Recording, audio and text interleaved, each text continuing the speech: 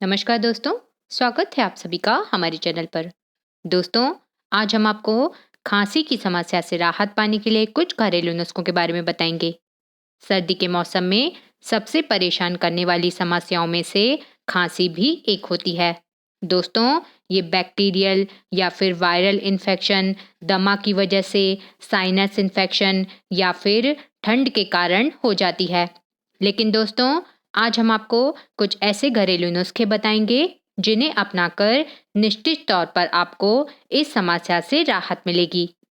इसे जानने से पहले एक निवेदन उन लोगों से जो आज पहली बार हमारे चैनल पर आए हैं, कृपया सब्सक्राइब का बटन दबाकर हमारी सदस्यता को जरूर ले लें ताकि आप हमसे जुड़े रहें, हमारे द्वारा दी गई जानकारी को रोज देख पाएं और उनसे फायदा भी उठा सकें।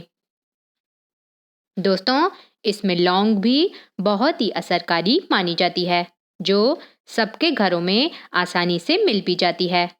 इसके लिए 3 से 4 लौंग को सीधी आग में भून लीजिए। जब यह हल्की सी फूल जाए तो फिर इन भुनी हुई लौंग को चबा लीजिए। दोस्तों, ये थोड़ी तीखी जरूर लगेगी आपको, लेकिन इससे आपको कुछ ही समय में खांसी में आराम मिलने लग जाएगा। लौंग में एंटीबैक्टीरियल तत्व शामिल होते हैं जो कि खांसी और उसकी वजह से गले में पैदा होने वाले दर्द से भी राहत दिलाता है। इसलिए इस नुस्खे को जरूर करके देखिएगा, इससे आपको निश्चित तौर पर फायदा होगा। दोस्तों, आप खांसी से राहत पाने के लिए सेंधा नमक का इस्तेमाल भी कर सकते हैं।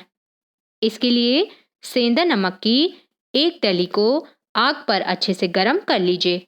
जब यह डली गर्म हो जाए तो तुरंत आधा कप पानी में डालकर 4 से 5 मिनट बाद निकाल लीजिए और फिर सोने से पहले इस पानी को पीजिए। इससे भी आपको खांसी में काफ़ी आराम मिल जाएगा। तो दोस्तों, यदि आपको आज की हमारी जानकारी अच्छी लगी हो तो इसे लाइक, शेयर और कमेंट्स करके ज़रूर बताइएगा।